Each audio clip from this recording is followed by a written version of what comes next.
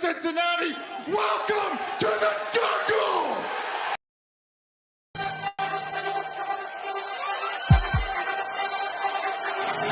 Let's go. Stripes, stripes, stripes, stripes, stripes, stripes, yeah. Stripes, stripes, stripes, yeah. Stripes, stripes, stripes, yeah. Orange in the day, black in the night. Stripes in our veins, sparks gonna fly. The beast is awake, orange, black and white. Cause when the jungle come alive, who day we ignite in stripes. Cincinnati, we gon' rise in in the jungle, we unite in dripping orange and black and white. Who day when we fight, live and die in these stripes. Wake up the beast, every game day is a feast. Time to bust it off the leash. In the jungle, dripping heat. Tigers strike the city streets. East side, stand up. West side, stand up. If you reppin', who day? Time to put your hands up. Bengals stripes, we in it. New day, new age, yeah, we get it. Cincinnati, jungle fitted. Who they in our house, we win it. Orange and black and white, we build it. Earn our stripes, you know we kill it. Bleed our colors, jungle dripping. Nasty, natty, yeah, we live it. Lit the crowd, get the city loud. Yeah, we feasting now. Fit the bounce, make the city howl. Now we beastin' now. Thunder through the tunnel, from the sideline to the huddle. Stripes we tatted on the jungle when we flex that who they muscle on them. Stripes, Cincinnati, we gon' rise in in the jungle, we unite in dripping orange and black and white. All day when we fight, live and die in these stripes. Stripes. Now who gotta move like it on? Stripes. Now who wanna move dancing on? Stripes. Now who wanna move out on? If you got stripes and you let the city know you rock 'em, yeah we got 'em, yeah we fought 'em. Like that black and orange upon 'em, bingo ball 'em, never stopping till the beast on feasting on 'em. Who they rockin' with the diamond stripes, flossin' on the ring. Cincinnati, she's our queen, we gon' show the world who king. Orange in the day, black in the night. Stripes in our veins, sparks gonna fly. The beast is awake, orange, black and white. Cause when the jungle come alive, who day we ignite in Cincinnati, we gon' rise in the jungle, we unite in dripping orange and black and white. Who day when we fight, live and die in these stripes. Now who gotta move like it on? Now who wanna move dancing on? Now who wanna move out on? Who day when we fight, live and die in these stripes. Hey guys, what's going on? Welcome to the show. This is Sports with Strawberry Ice. I'm your host, the Iceman, Jeff Trunapole. And as always, I'm bringing you sports from a West Side point of view right here in the great city of Cincinnati, Ohio, home of the Cincinnati Bengals, who are the AFC champions and heading to the Super Bowl. I'm so excited. Now, do me a favor, if you found the show, hit that like and subscribe button. Smash that thumbs up. I'm up to 1,485 subscribers. That is awesome. I appreciate every single one of you guys.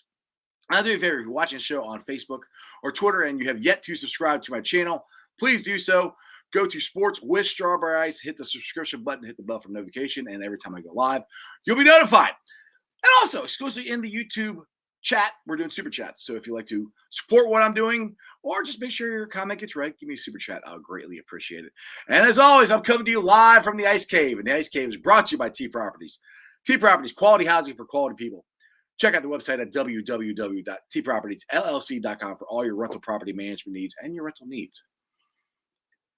Try to take a drink there. Okay. Yeah, it's been a little rough day today. If you guys saw any of my posts, my boy, Jeremy D, or Jeremy Dean, that's his last name, Jeremy Dean. He goes by Jeremy D on the show when he's on, which he hasn't been on in about 6 months. But that's my boy.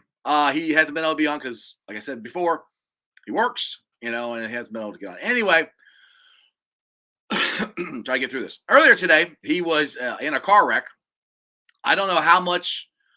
He doesn't even remember the car wreck. I FaceTimed his dad. His dad was in the hospital with him. I saw Jeremy. He's talking. He can't move. He broke his back. He blew out 2 vertebrae, according to his dad. He is somewhere in Tennessee as of right now. I don't know where. other than that he's in Tennessee. And his dad said that he's getting back surgery soon.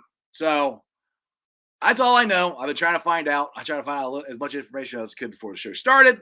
And that's what I have. If I find out more, or when I find out more, I will give you guys an update. So I know try to have fun on here, but that's my boy. So please keep him in your thoughts and prayers.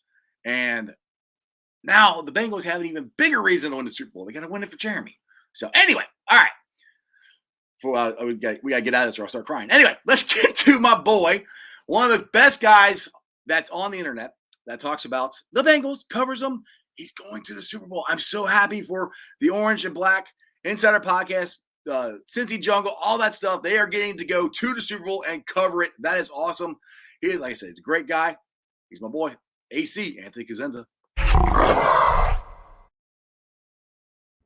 Anthony, what's going on, brother?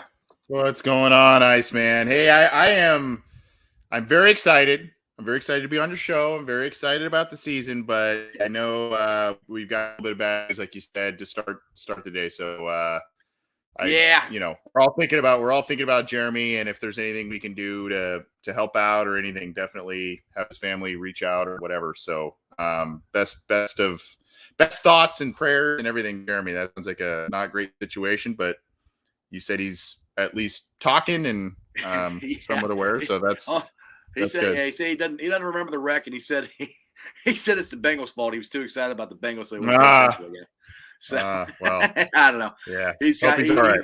He's always trying to make a joke like me. So sometimes we joke at the wrong times. But yeah, like I said, as far as I know, he's getting back surgery. He might be doing it right now. I don't know. Like I said, I've been in contact with his dad, and that's the only reason I even know about it. Let me see my phone here. Okay, here we go. Let's see. Okay. He's in Chattanooga.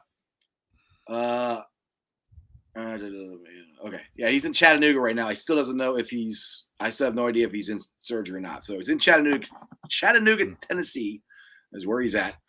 So people ask me if I'm gonna go down there. I'm like, I can't go in the hospital. So they won't let you go in the hospispital. So I can just stand outside and hold a sign up going, "Go Jeremy." Right. So, right.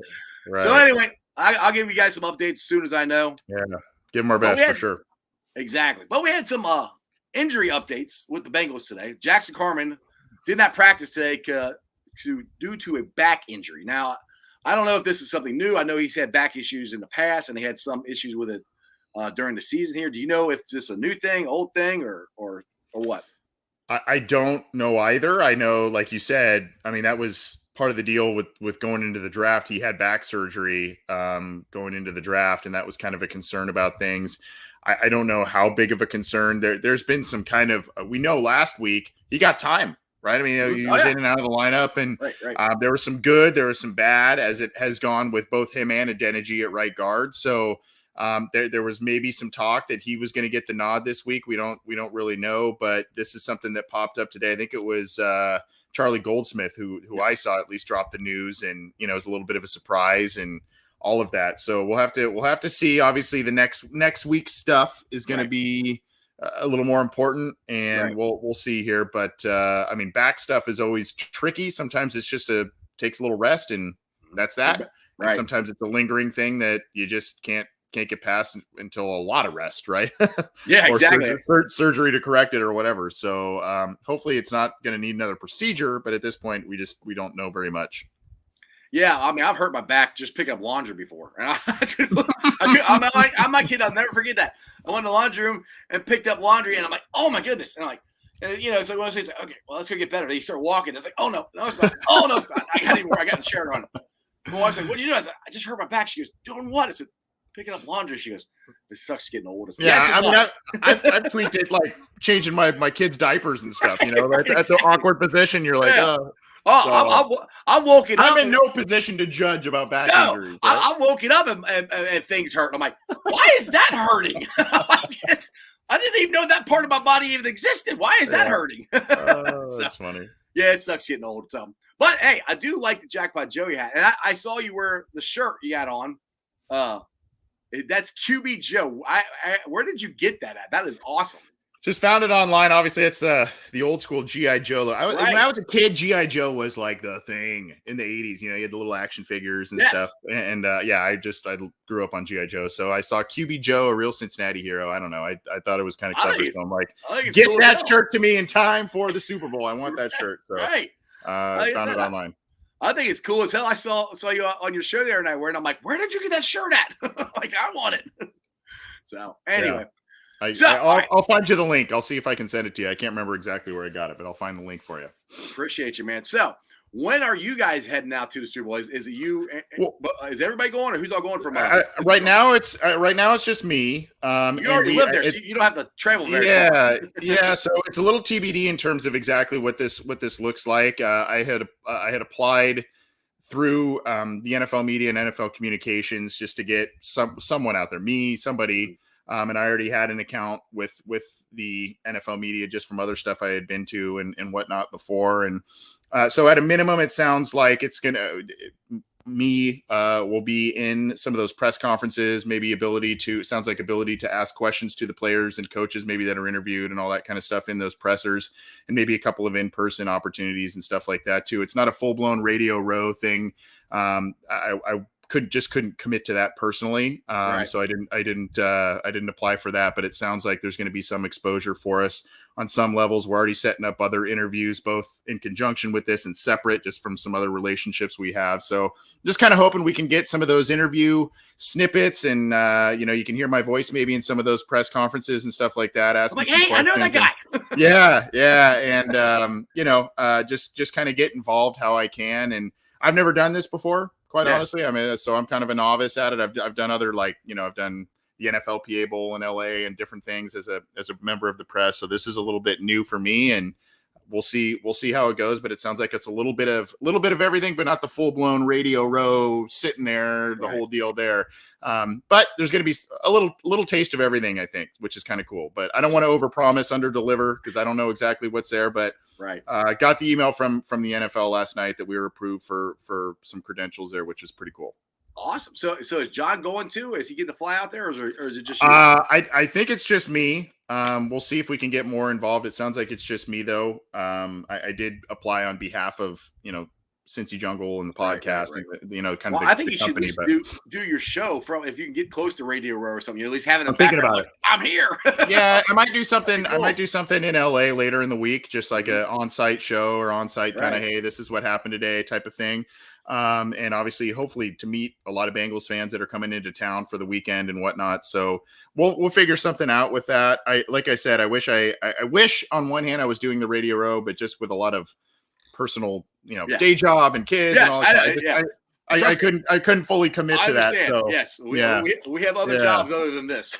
So and so hopefully this is the first time of many to come. So maybe in the next year we can test the waters this year and see what happens in the next, and maybe we really dive in and the team's back in the next couple of years, right? So that would be awesome. Yeah. So I'm excited. We'll see what happens with it, but I'm excited. So I freaked out yesterday.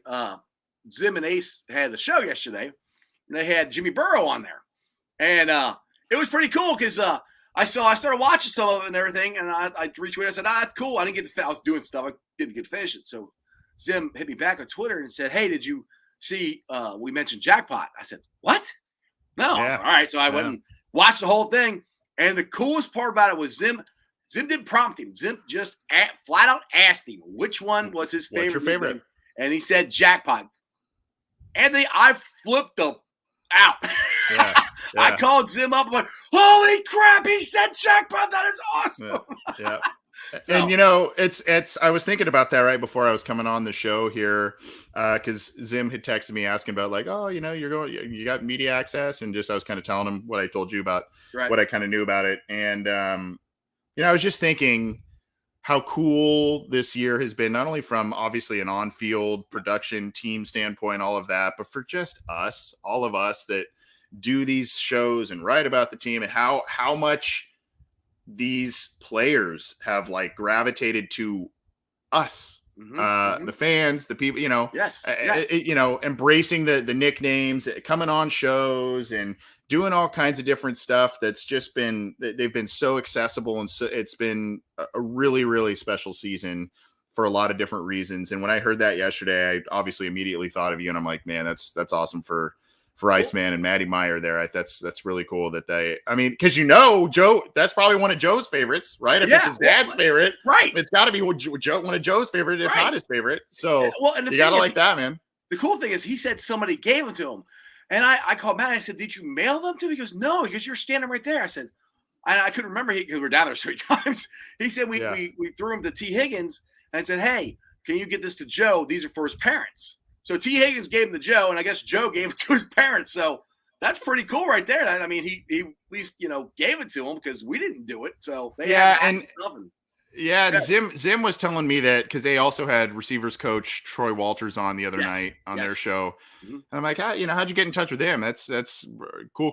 And he's, you know what? We had sent the Migo shirts to some of the players and stuff. And the receivers coach was like, I like that shirt. Where'd you get it? So they got in touch with Zim and got him on the show. I mean, they sent him a shirt and got him on the show. And I'm like, that's the kind of stuff that the team, the coaches, they're like, yeah, we want this synergy with the fan base, which is really, really cool.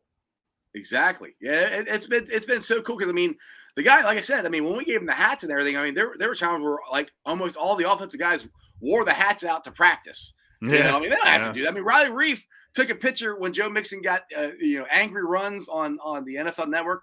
The picture of that, Riley Reef's wearing the Jackpot Joey hat. It's cool. I mean, I love it all. And like you said, just the whole synergy of this team and just the connection that they have had the members on the team, but with the fan base is ridiculous. Like nothing like I've ever seen ever in my entire life. It is unbelievable. Yeah. It's been a special one. This is cool too. I gotta tell you this. And Jackpot Joey, Matty is on it. By the way, everybody, it's Matty Myers who did. It's his name, not mine. I just helped promote it. But Boomer will be wearing Boomer and Gio on their radio show in New York. They will be wearing Jackpot Joey gear on the podcast sometime next week. We don't know when because Matty called him up and told him about it. They're like, "Oh, that's awesome." Yeah, you guys are all the cool people that come up with your own, awesome clothing lines and brands and all this stuff. I'm the dope that can't come up with anything cool. Hey, so I guess I gotta figure out something to come and catch up with the cool kids, right? Like I said, I didn't even come up with it. I'm just the dope who latched onto it when he blew me up enough times saying jackpot. And like I said, I'll never forget it. It was last year beginning of this year, like springtime. He kept saying it over and over on the show. I'm like, because I was calling him Joe Freakenborough. He's like, his name's Jackpot. His name's Jackpot. I'm like, okay, cool, whatever. And all of a sudden he goes in the comments, it's trademarked. I'm like, oh, all right, well, I don't have my trademark, so cool. I'll call him Jackpot. Yeah, there you go. There you go. And that was it. Yep. And we've been taking off ever since then. So I'll get some of the comments here because I know Aquil had some on here. Let me see if I can find them here. Nope, not that one. Because he was talking about the offensive line and stuff like that. I'm working on a new computer here, so bear with me. I'm trying to fix my. You look and sound crisp, my friend. It must be that new. I hope so. I hope so because yesterday I rewatched yesterday's show. I kept doing this. Oh, you were doing that, yeah. Yeah, I'm doing the robot freezing. So all right, quote says the offense is being hamstrung by poor O-line, and even the play calling is trying to get around it. They still give up sacks and near immediate pressures. Hard assignment versus the Rams. I mean, I agree with him, but one thing I've said before is if we can get through Tennessee and give up 9 sacks, actually it was 11 sacks because 2 of them, got called back for a whistle and penalty. I think we can get past anybody, but I do agree with him. It is their defense is no joke. Who's their D line? Why can't I think of his name now? For the Rams. Aaron Donald. Aaron Donald, thank you. Yeah, He's Von Miller. Leonard Floyd. I mean, name someone. You know what I mean? Yeah, I'm an Aaron Donald. He's the one that really scares me. I mean, to be honest. Yeah. Well, what's your thoughts on the offensive line? Well, I'm always kind of the how do you want to look at this? Couple schools of thought guy. I if you listen to my show, I kind of try and present different opinions on it, and maybe it's pessimist, optimist, or however you want to label it. But look, like to your point, if you can get past 9 sacks against the number 1 seed in their house, get past them and find a way to win, you're going to find ways to overcome these weaknesses pretty much every week, right? I mean, that's and the quarterback is a big reason why. The weapons on offense are a big reason why. Opportunistic and very, very sound defense are all the reasons why. Great kicking. Keeping in that optimistic side of things, this team right now arrived to the Super Bowl a year or two earlier than I expected. Oh yeah, based on the youth of the team, and hey, there's still some holes, like the holes that the commenter just brought up about the offensive line. Maybe they're a year or two away, and here they are. Imagine if they start hitting on some of those offensive line pieces in the next couple of years. Right. That's like, wow. Now, the other flip side of that argument, of course, is matchup issues, and this is probably as daunting, maybe a little less daunting than the Tennessee task, but a very, very daunting task coming up against those three and how they get after the quarterback. I've been saying this. I've been trying to pump this up for the last week and a half or so. We had an episode on our podcast with former Chiefs offensive lineman Joe Valerio. He played with Montana. He liked to talk. Yeah, He did. But there was there was a thing in there where he described slide protection and responsibilities and all of that. I would recommend because he did talk a bit. I can't go into the whole thing, but I would recommend, and I don't want to self-promote, but I would recommend that people go back and listen to that, because he describes it well and describes the assignments. And that was for the Chiefs, and talking about Chris Jones, who is a very good interior defensive lineman in his own right. This is Aaron Donald. So I think if you take that mindset, you can go back and listen to that and say, okay, this is probably what the Bengals are going to try and do here with Aaron Donald. What do they do then on those one-on-one matchups with Von Miller, one-on-one matchups with Leonard Floyd, CJ Uzomah in or out? Is he going to be able to help as a chip blocker type of thing? Is that going to be Drew Sample? Are they going to leave a back in to help out? What are they going to do on some of those one-on-ones to help negate Von Miller, Leonard Floyd, should they be double teaming, which I assume they will be on the regular, Aaron Donald. So it's a really daunting task. That's really probably going to be one of the major areas where this game is won or lost. But again, I go back to what you said about the Tennessee game. This team just keeps finding a way. They're not even getting into the end zone, Ice. They're kicking field. Their rookie kicker has kicked 12 field goals in 3 games. I know. 12 for 12. They're not even getting in the end zone, and they are in the Super Bowl. So it's like they're just finding ways. It's like it's our year or something. I mean, I don't know. Yeah, I think Royal Flush Terry says 5 touchdowns and 12 field goals. He just said it in the comment section right there. Yeah, that's exactly right. It's ridiculous. I mean, and that's the thing. It's like people, you got the defense and all this, which the Rams defense is good. I'm not trying to say anything bad about it. And I honestly think it's going to be a close game, and it's going to come down to Money Mick, Shooter, kicking a game-winning field goal again. And let's just talk about Shooter. I mean, how his mindset is the same as Joe Burrow's. Him and Jackpot are ice water in their veins. Nothing phases them. That's one thing I love about this whole team. That is permeated throughout the whole team. Nothing phases this team, Anthony. I mean, you go down, give up 9 sacks to Tennessee. You go down 18 points in Kansas City in the loudest stadium in the NFL, and you come back and win both of them. I mean, that doesn't normally happen. That's what I love about this team, the tenacity of it. Well, so that's a great point. And there's that young confidence. A lot of people are talking about this experience, playoff experience, and the Bengals keep getting past that, right? They keep saying, well, no, that doesn't mean anything. Right. And in a weird way, the lack of experience by this Bengals team is actually a good thing, because the experienced Bengals teams in the past had all those demons they hung on to. They were waiting for that shoe to drop. They were waiting for that mistake. They were waiting for things to snowball. They were waiting for their home fans to boo them on their own stadium because they weren't playing well, right? These guys don't give an S about any of that stuff, right? Yep. And I think that's part of the reason why you see so few, aside from an aging roster, obviously getting more talented players, but I think part of the formula that Zach Taylor wanted to implement in recreating this roster was we can't have our young, confident guys be around all these guys that have lost 4 playoff games, 5 playoff games, 3 playoff. Yes. We can't have that mindset permeate through our locker room and get into the heads of these guys who are supposed to be changing our culture, supposed to be changing our franchise. And that's no knock on any of those guys, because a lot of those guys are fantastic football players, but I think that was part of the mindset maybe of we can't hang on to these old ghosts. We got to get Right. new guys in here who have played in big games in college, maybe even pros. Mike Hilton, right?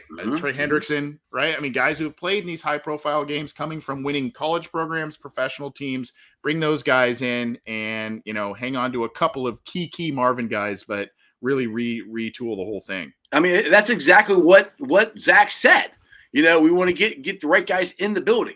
And again, nothing wrong with the guys we had before, but you said they had those demons. And no matter how much you try to fight it, it's going to come back in the back of your head. It trust me, it came back in the back of our heads as fans. Oh no, I don't want to hear it. The Raiders game. I was guilty of it this year alone. And they were like, shut up, Anthony. That's not happening, right? Right, exactly. They don't care. They don't know that stuff. We do. So that's a great point. Exactly what Zach Taylor had said for the last 2 years. We're getting the right guys in the room with the right, right mentality to change the culture. And Zach has done it. And the fruits are in the labor. You can see what we have here. And I've never seen a team. And what I love about it is they're not cocky. I don't really think they're cocky. I think they're just confident in what they can do. And it's like Evan McPherson. He goes, well, it's my job. I'm paid to make field goals, but what he's doing as a rookie is freaking ridiculous. I don't think anybody's ever done this as a rookie. Yeah. Yeah. And to me, cocky is more of an individual confidence. Cocky is more about, I'm so great. I'm so great. I think this team has that individual confidence, but what I've seen is they are confident in the other guys around them to make the plays, to pick each other up. Joe Burrow is able to make these tight window throws, improve on his deep ball, etc., because he is confident in Jamar Chase. He is confident in who T. Higgins is. He is confident that Tyler Boyd's going to get a first down. So are there flaws on this team? For sure. For sure. But I think the confidence, cockiness is, I'm so great. I can do it all. I'm the best. Mm-hmm. There's a little bit of that, but I feel like there's also, I'm really good at what I do, but the guys around me are also very good at what they do. And I think that's the difference between cockiness and confidence that I see with this team. And another thing too, back to what a quote said about the offensive line. And one thing that I've noticed that because Zach was starting to drive me nuts, running the ball on first down almost every time. I'm like, why do you keep doing this? I'm like, if I know it. But I really, as I watched, I've watched the Chiefs game probably like 3 times already. I'm probably going to watch it another 3 or 4 times. I'm probably going to tonight. Yeah. Yeah, exactly. Exactly. I'm like, I love this thing. Yeah. But if you watch what Zach did, he was calculated of when he took shots, when he let them do it. And whether Zach's going to admit it or not, he's coaching around the offensive line. He is. We all know it. He has to. But that, to me, that goes to how good a coach Zach is. Let's face it, the offensive line isn't that great. It's okay. It's better than it was last year. It still isn't great. But Zach is coaching around that. And Anthony, he coached them to a freaking Super Bowl. I just want to give props to Zach because, for last 2 years, 6-25-1, that's all we heard about. Well, he's coaching his ass off right now, I think. He is. And here's the thing. I think we all get frustrated at those, at the offensive line, at the play calling, and man, we all talk about also, but just side note, we all talk about how great this team would be from a passing standpoint with an offensive line. Oh God, yes.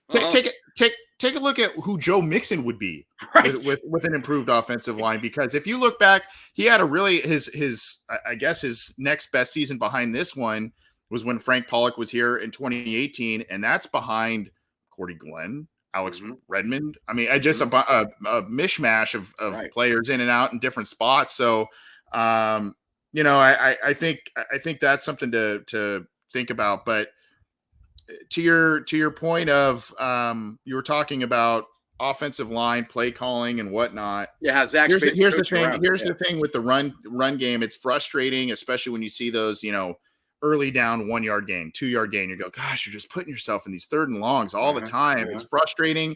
It's precarious. But did you see what happened at the end of the game? Did you see what happened in overtime? Yep. Mixon was gashing them, and they broke them. They broke them. And that is where you go, you know what? There's a little bit of genius behind some of that. It's frustrating to watch for the first part of the game, but late in the game, it pays off sometimes. And it was the same thing against the first Raiders game. Do you I remember that one? was just about to say that. Yeah, that was the first time First I Raiders noticed it. game. Because I'm Same like, thing. oh my God, stop running the ball. Second half, Mixon ran all over him. Yep. And it's risky, and it puts you, like I said, it puts you behind the sticks more often than you would like. But there are times when you go, hey, this is where it starts to pay off. And maybe you also look at who the offense is on the opposing sideline. Mm-hmm. Same thing with this week and all the weapons there. Mm-hmm. I don't want to say the similar game plan will definitely be utilized this week, but I've said I think we're talking Chase, we're talking Burrow, we're talking offensive line and pass rush and all that. I think Mixon is a quite key in this game for sure. Right, exactly. And the thing is too, what I keep bringing up too is, yes, they have a great pass rush. Yes, they have a one really good cornerback. The other cornerback is good. I'm not saying one, but Jalen Ramsey's probably the best cornerback in football. But I don't see them being able to stop all three of the Migos, as Ace calls them. It's just like you double team. Say Ramsey chases Chase the whole time, which I don't. He does that sometimes, not all the time. I don't know if he's going to or not. Well, let's just say he does. Well, that leaves Tyler Boyd and T. Higgins. Someone is going to get open, and then if CJ plays, you got him and you got Mixon as well, like you just said. To me, offensively, we're a more talented team offensively as a whole, I think, than the Rams are. And like Sean here says, I'm trying to get this comment. Try to get your guys' comments up here. But Sean says, defense wins championships. And where in the past where our defense would collapse, 2015, our defense rises to the challenge, and that makes a difference. And Anthony, 3 huge plays in that Kansas City game. Eli Apple, who made the tackle at the end of the half, which after he made up for his pass interference. You got B.J. Hill, who I've said on here a ton of times, we flat stole from the Giants. Yeah. And then you got Jesse Bates and Von Bell getting together for that interception in overtime. That's 3 huge plays, and we capitalized on all 3 of them. I mean, the Eli Apple one, it kept us in the game, I should say. But we capitalized it coming out of there. Those are huge, and those are things that former Bengal teams would not do. And they also would not adjust mid-game. And I loved Marvin. I mean, I would get very frustrated with him, and it ended poorly. I loved Mike Zimmer. Mm-hmm. Do you remember some of the biggest games? Mike Zimmer's defenses that finished top 5, top 10 every year in the playoffs, they would get steamrolled. The Jets, remember that? Remember that game? They got steamrolled in that game. The Chargers?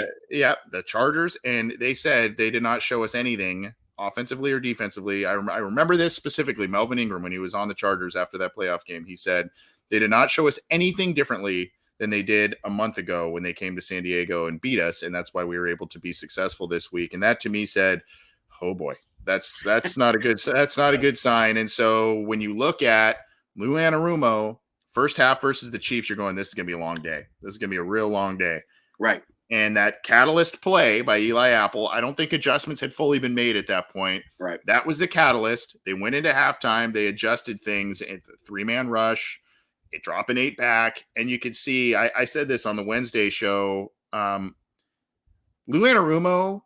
We talked about the sneaky genius of using the running game and it paying off late. Lou Anarumo, in my opinion, seemed to use the aggressiveness, the explosiveness of the Chiefs' offense, Mahomes, Hill, Kelsey, all of that against him. Yes. By playing that cat and mouse. That hey, we're not going to let you gash us in the middle of the field on these crossers and these drag routes and all that stuff anymore. So you got to figure out something else.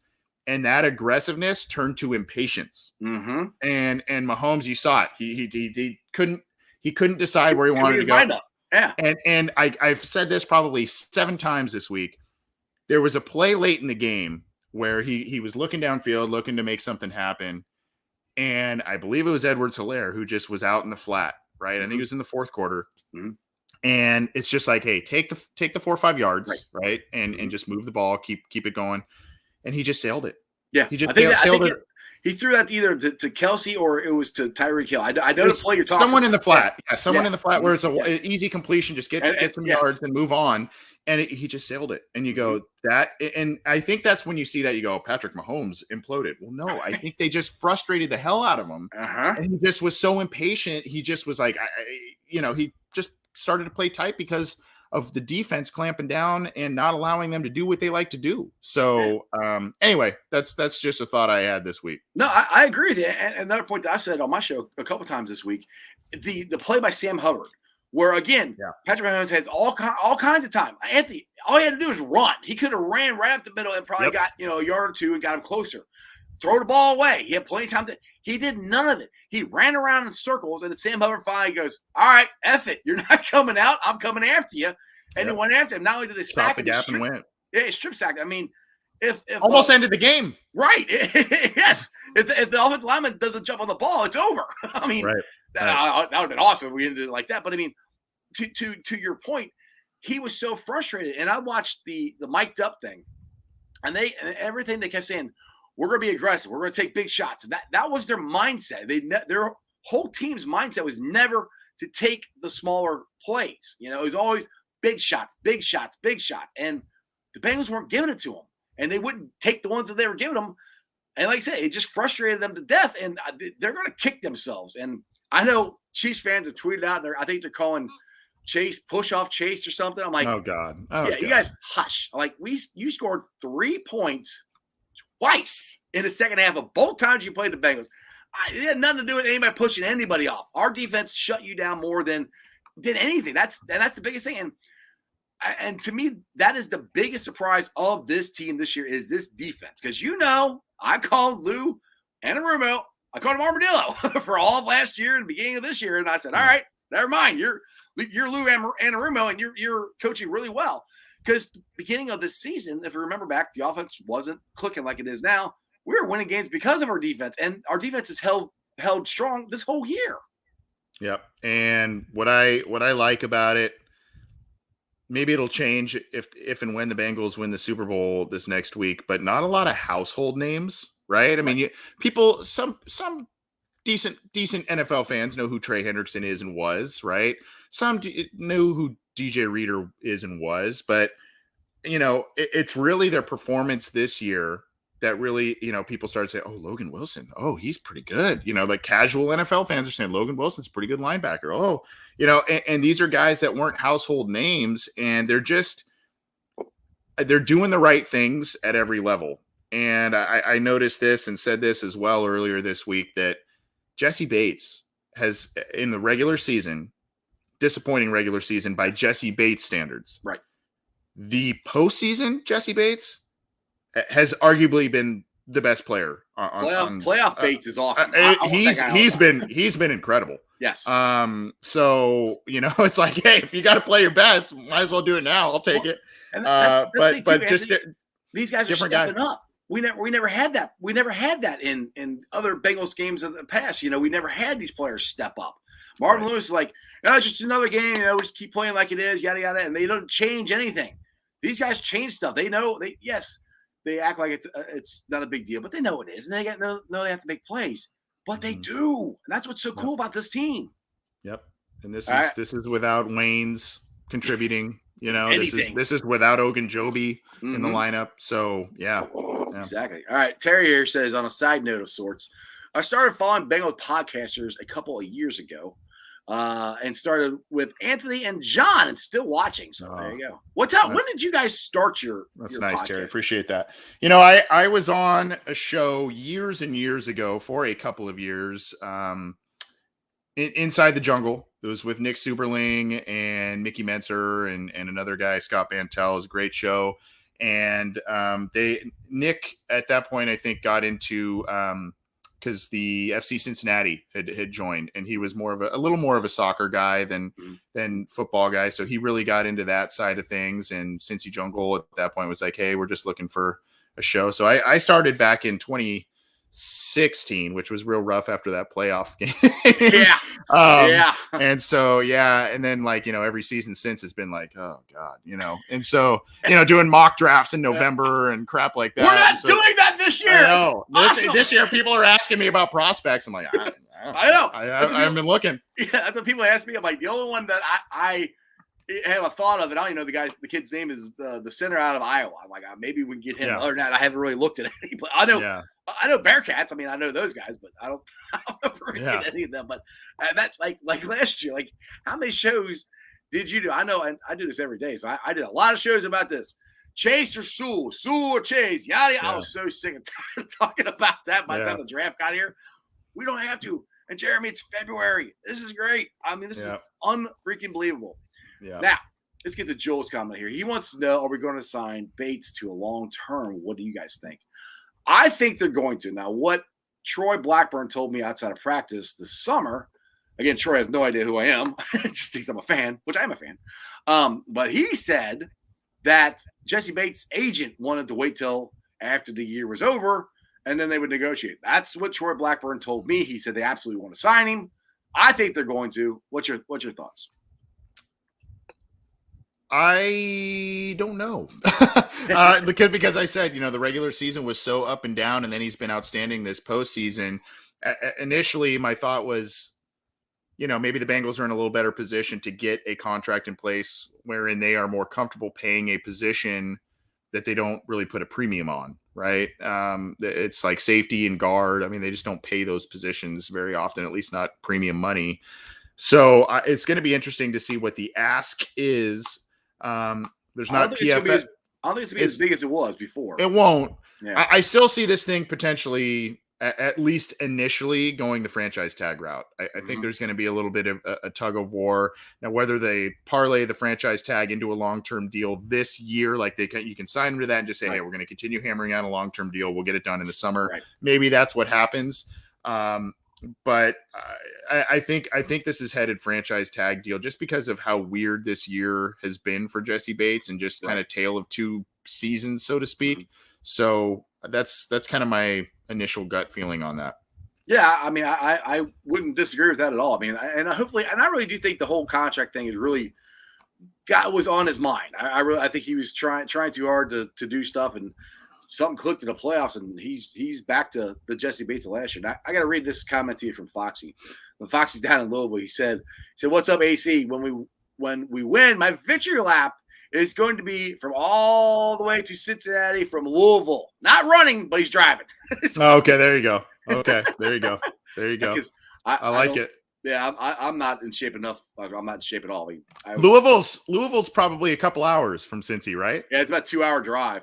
Yeah. So I went my first time ever out in Cincinnati. Funny story. Yeah. My sister, I was going with my sister, my brother, and a couple other people. My sister had booked the flights for us. We didn't really know. We had never been out there, right? So she booked the flights, and we're like, okay, we're gonna fly into Covington, right? Yes. So where the airport is, the Cincinnati airport, right? In Kentucky, yeah. In Kentucky, yeah. It's in Hebron. Yeah, she accidentally signed us to go, had it all set up for us to go to the Lexington. Oh, jeez. So then we had like a 5-hour flight, and then we had like a 2-hour drive. I'm like, you are absolutely killing me right now. And we could have been right in the city. But we didn't know. Learning lesson. Yeah. Lexington. Well, it's probably cheaper. Honestly, sometimes it's cheaper to fly into Louisville or Lexington. But you take one of those tiny little deals there because it's all like little commuter jets and stuff. And you're like, I'll never forget this. I was flying down to Florida for my sister-in-law's wedding, and I ended up flying into Orlando, and I rented a car. My wife rented me a car. My wife was already down there, and she rented me a car. And I'm not kidding, Anthony. This car was about this big. Like a Fiat or something? Yeah. It was like a little thing. Like almost two. I mean, it had a back seat. I don't know how like a baby could fit back there. So I remember jumping in this thing, driving from Orlando over to Tampa, St. Pete. Pulling up my brother-in-law's house. He goes, "The hell are you driving? That looks like a freaking roller skate." And I'm like, getting out. You're riding a Geo Metro or something. Right, exactly. I'm like, he's like, "How'd you fit in that thing?" I said, I fit in it, but nobody else can fit in it though. But anyway, that's funny. That's why every time I fly on flights, I have to have the aisle seat because I cannot. Yeah. Oh, dude, I can't sit. Well, I don't sit very good anyway. I'm kind of a hyper guy. I don't know if you ever noticed. Yeah, or emergency exit row or something where you get a little extra room. I want some room. So Anyway, this is kind of funny from Sean here. He says, "We are drafting 32nd. We have an eternity to think about the draft." Exactly. Yeah. That is, and how cool is that? We're gonna. I think we're drafting 32nd. We'll see. All right, let's see here, Richard. As far as Jesse Bates, they would have to pay him more for the new contract. But again, I don't think it's gonna be as much as he was asking for. He was asking to get paid as the highest paid safety in the league. I don't think that's happening. So I think it's a little cheaper. The other thing that we're not really accounting for with some of these things, guys want to play here now. Yes, this team is winning. Yes, and they've got a quarterback who is the dude. So I don't want to say hometown discount or whatever, but these guys are apparently really like the culture, the locker room, what they're doing. I mean, there's a number of factors outside of, dollars and cents that would potentially play into this. So hopefully that plays into it positively for the Bengals. I think a lot of us want to see Jesse Bates signed, at a minimum franchise tagged. And that way you just have one less need to fill in a lot. And with a good player, you have one less need to fill going forward. Yeah. I mean, the cool thing is we see this a lot. These guys like each other. I mean, how cool is that they like each other? And one thing, another point I want to bring up that I don't think he's not even considered for this as executive of the year is Duke Tobin, which I'm kind of curious. Can he be considered for that since he's not technically the GM, but we all know he is? I mean, I'm not sure on that. I don't know. I don't. Well, I think so. I think he can be because it's executive of the year and not GM of the year. Right. And I think everybody kind of realizes he's kind of the de facto GM. Why they won't give him that title in general, I'm not really sure. Yeah. I mean, I know even assistant GM or something like that if Mike Brown wants to keep it. But I mean, it's just kind of one of those things where you go, well, you just kind of shrug and go, it doesn't matter. They're in the Super Bowl and they built a good team. So I guess the title doesn't really matter. If it doesn't bug him, it doesn't bug me. Right. Right. Exactly. One of the things, let's just talk about the guys that he's picked up this year that have made plays for the Bengals down the stretch here. One of the biggest guys I think is Trey Flowers. That was a huge pick. Not down the stretch. They picked him up like the middle of the season. But he's made some great plays in the secondary and in special teams. And Square? Is that his name that he picked up last week? He's even making plays. I mean, it's Duke Tobin is on a roll. Everybody he's picking up is helping this team win. Yeah, the Flowers thing is really kind of a fun thing for me because he was a guy that was starting for another team, Seattle, and just wasn't playing very well. Boundary corner just because of his and if you know Pete Carroll, if you know Seattle, he likes big corners. That's the same thing with Sherman. He likes them to be big and physical and have a lot of length, and that is what Trey Flowers is and has. Just wasn't playing very well as a boundary guy. And so the Bengals did a genius thing with him. They're like, we're not going to expose you on these, maybe expose some speed issues or whatever the, technique issues. We're going to have you just use your size and length and go up against big targets across the middle, whether that's tight ends, a big slot receiver, what have you. And we're going to line you up and we're going to do that. And when he's gone up against tight ends, there's been a couple plays made on him, and you kind of expect that, but it has not been to the degree of what we have seen for years and years and years of tight ends gashing the Bengals. Last year, we couldn't cover the tight end. Right. Yeah. 100%. Yeah. And so they found this guy that's kind of a utility player that comes in and can kind of do a couple of different things. And that's, a genius pickup there.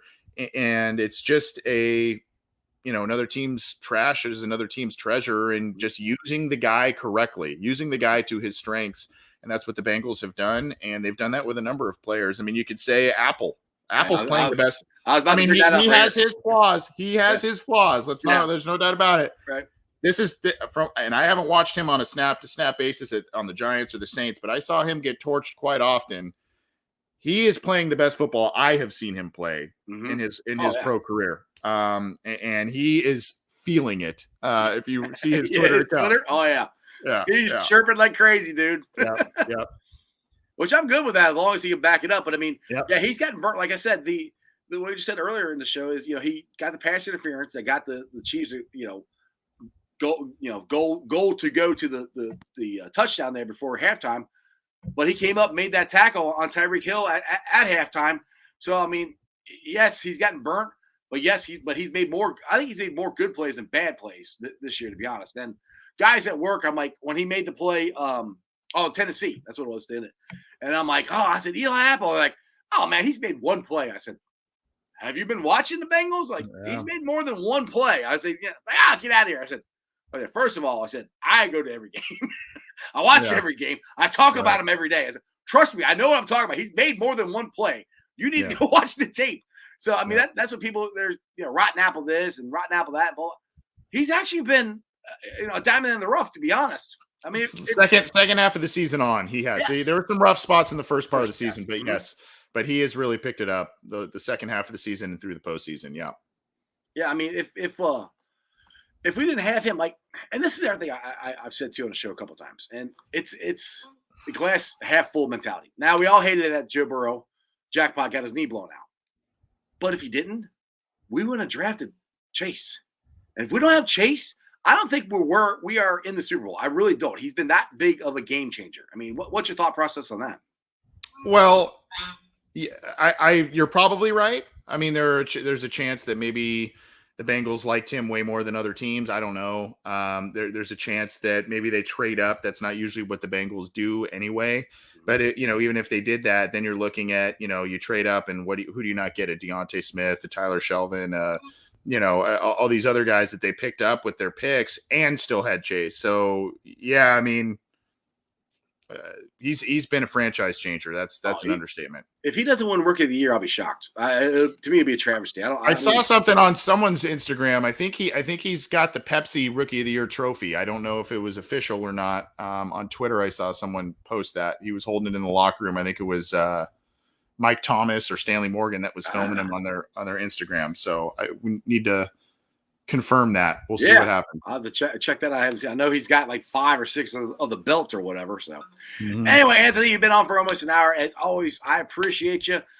Go have fun at the Super Bowl. It's in your hometown, so it's how far away are you from the stadium? Are you Well, I'm an hour away, but traffic and LA traffic and all that stuff. I mean, an hour drive can turn into 3 or 4, no problem. But I mean, you time it right. It's basically an hour. So yeah. And I got to figure out these tickets, I'm trying to figure out how to get a ticket or 2 tickets or multiple tickets. And it's just like, dude, I've entered every contest I could enter to try to get tickets. So, which I don't know if you saw yesterday's show. I had the winners.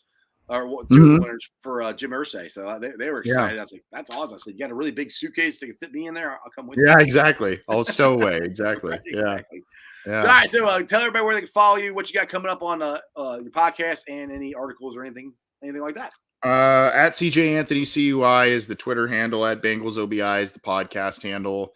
CincyJungle.com is the website. Yeah, doing different stuff. We've got some interviews that we're lining up for next week. We'll maybe some names from yesteryear is I'll just kind of say that we'll so hopefully some Bengals names that folks will be a part of. And then, like I said, I don't know what to expect next week because I haven't done this thing. It sounds like I'll be at least in some interviews and or press conferences, things like that, maybe a couple of in-person things. And obviously anything I get with that we'll share and or do recaps or anything like that on the show and on the website. So I wish I had a little more firm things for you, but we're just in the midst of booking and kind of finding our way through this thing because this is all not from a coverage standpoint, but from a fan standpoint, it's all just kind of uncharted waters. So we're just trying to navigate all of it.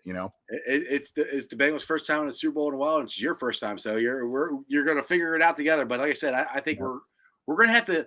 It's going to be really a struggle, Anthony, but I think we're going to have to get used to this because I think this is going to happen a couple more times. So next time we go, you'll be more prepared. Yeah. Are you got a prediction or anything so far? You holding off on that till next week? I'm kind of holding off on the actual number prediction. I mean, I think it's going to be close. I mean, every game the Bengals have played, and I've said that all year because 90% of the games they play have been close, except for playing the Ratbirds and Squealers. We just kicked their ass. But for most part, especially these playoff games, it's been close. So, I mean, yeah, my score prediction, I'm going to wait till next week. But, I mean, I could see it being a touchgoing or Ed McPherson field goal at the gun to win it. I could see that too. Yeah, I'm seeing a coin flip game for me, yeah. Mm-hmm. I'm going to have a heart attack if that happens. I might just die right there. So, anyway, Anthony, I appreciate you coming on. Make sure you guys go follow him. Go check out their podcast. They're awesome. Follow. Like I said, they're going to the Super Bowl. So go check them out. They're going to have some really cool interviews and insight and stuff like that. So, hoo day, Anthony. Thanks, Jeff. Appreciate it, man. See you, brother. All right, guys. As always, I hope you enjoyed that as much as I did. Anthony Cosenza and John do a great job on their podcast and everything they write on Cincy Juggle. So, like I said, if you're not a follower, go follow them. Go check them out on Cincy Jungle and on the Orange and Black Insider podcast. Go check out my boys Ace and Zim on the Orange is the New Black podcast. And go check out the one that they just did yesterday. That's the one where Jimmy Burrow, Jackpot Joey Burrow's dad, said he likes Jackpot the best out of all the nicknames.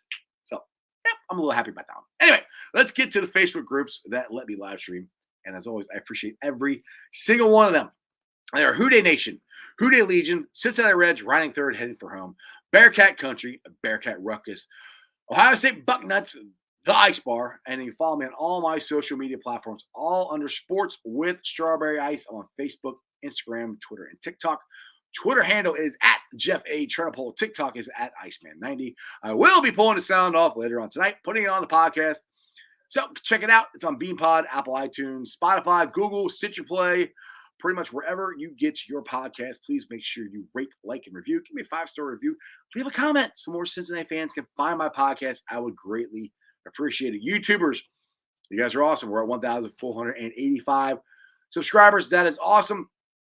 I was hoping to get to 2,000 by the time Super Bowl rolls around, but if I get to 1,500, that'd be cool too. So please tell your friends, tell your neighbors about Sports with Strawberry Ice. And make sure if you're watching on Facebook or Twitter, go to the channel, subscribe, hit the notification for the bell. And if just one last thing really quick on my boy Jeremy D. If you guys didn't know, he was in a car wreck earlier this morning. Like I said, Jeremy D. used to be on my show all the time. He was kind of my co-host, but like I said, he's gotten busy with his actual job, and he hasn't been able to come on. But he's got in a car wreck this morning, broke his back, blew out 2 of his vertebrae. I'm assuming he's having surgery now or very shortly. He's in Chattanooga, Tennessee, getting it done. He lives in Alabama, so this has nothing to do with the snow or any of that stuff. He just got in a wreck, doesn't remember it. So please keep my boy and my brother from another mother and your thoughts and prayers for him, and hopefully he will come out and everything will be fine. Keep his dad and his sister and all his family and in your prayers for that too. And other than that, it's Friday, baby. We got 9 days until the Super Bowl. Right there, number 9. I cannot wait. 1 week down, 1 to go. And that's just sports, baby. See ya!